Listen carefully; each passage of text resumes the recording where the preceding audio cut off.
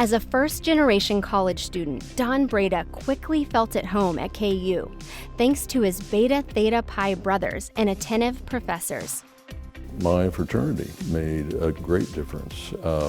They welcomed me, and once I learned how to eat a square meal, that made me feel pretty comfortable, and that lasted throughout my 4 years. And then a number of professors, certainly, but one in particular who was my supervisor, Dr.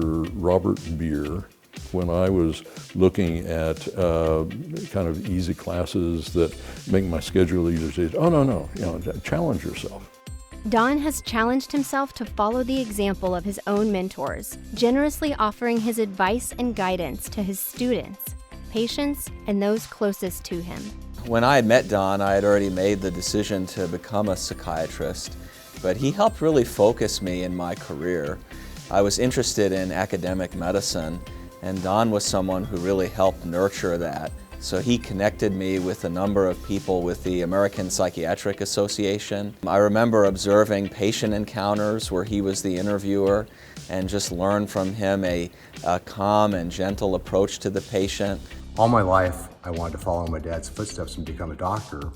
The only problem was that even though I got A's in all my science classes, I really didn't enjoy them. So just before my junior year at KU, I told my dad about my brilliant plan to rush through all my pre-med courses so that I could enjoy my senior year before heading off to medical school.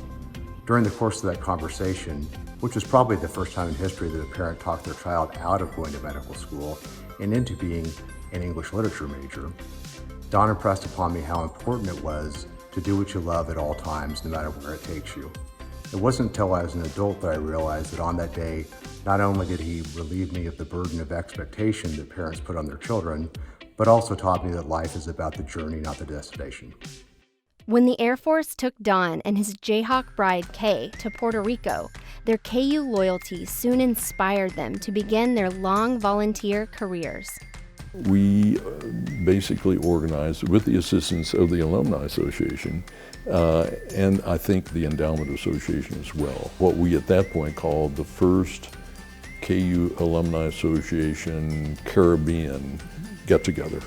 Yes, and it was surprisingly for us well attended by people not only from Puerto Rico but from various other Caribbean islands. Back home in Kansas, Don combined his medical practice with teaching KU medical students in Wichita, where he led the Department of Psychiatry and the residency program, and served as an associate dean for graduate medical education. He continues to volunteer as a professor and mentor. Wichita is reliant upon volunteer faculty and volunteers to really make that campus run. And Don has been a cornerstone of that campus for a long, long time. And he is the true embodiment of a ripple reverberating through decades. So you really see him in the example that he set in the program and how volunteer faculty have been just so essential to that overall operation. He perhaps had his biggest impact through that latter role as Associate Dean for Graduate Medical Education, where he helped bring some additional funding here to the medical school in Wichita. He helped grow and expand our programs, and he helped position Wichita in a really good way on the state map, and helped us compete to bring in better residents.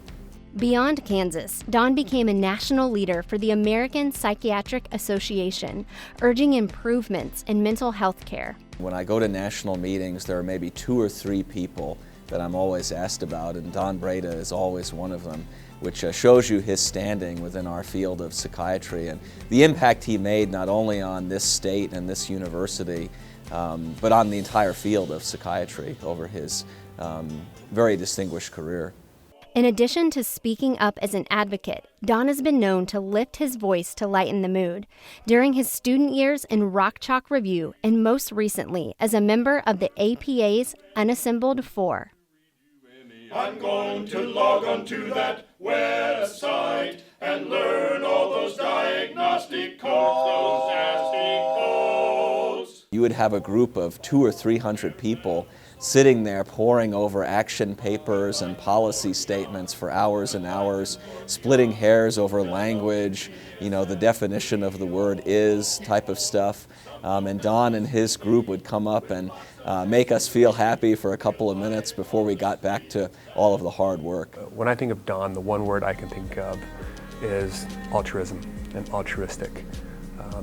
He thinks deeply about not himself, but others around him. He thinks deeply about the institution as a whole, and he thinks deeply about where he can fit and be of service. He has served many KU organizations, including the Alumni Association, Endowment, Athletics, the Hall Center, and the Lead Center.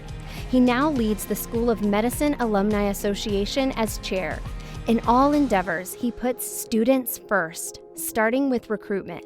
But I want to make sure every prospective student has an opportunity at least to find out about KU, to learn about KU so that he or she can make a decision to come to KU rather than missing out on that opportunity because of not having any contact or familiarity. For students on the Hill, Don helps create leadership roles in the Student Alumni Network and at the Dole Institute. He and Kay also urge students to remain involved as Jayhawks for life. We see our job is doing everything we can to help each student have a wonderful experience. And that means not just taking the right courses or going to the right classes, but having those additional experiences, like being in a leadership group with the KU Alumni Association student chapter. I try to help them understand that they're enjoying the experiences of mentors and older people that we've been willing to pass on to them, and that in return for that, they have an obligation, and I see it as an obligation, to pass that on to the next generation. I've done what I can to help them navigate the trials and tribulations. I had some challenging times and had people there to help me work that through. And particularly here at KU, the other side of that coin is, though, I've found more and more that as I work with students, they seem to know more than I do. They are so much better prepared, so much more sophisticated. I wonder who's mentoring whom. Don has been just absolutely a believer in the sense that if we can connect Jayhawks, then we can do really marvelous things. He lives and breathes that, and I think that has been really the overall philosophy and his drive behind a lot of his service, is saying, Jayhawks generally are really great people, and when we all get together, we can do great things.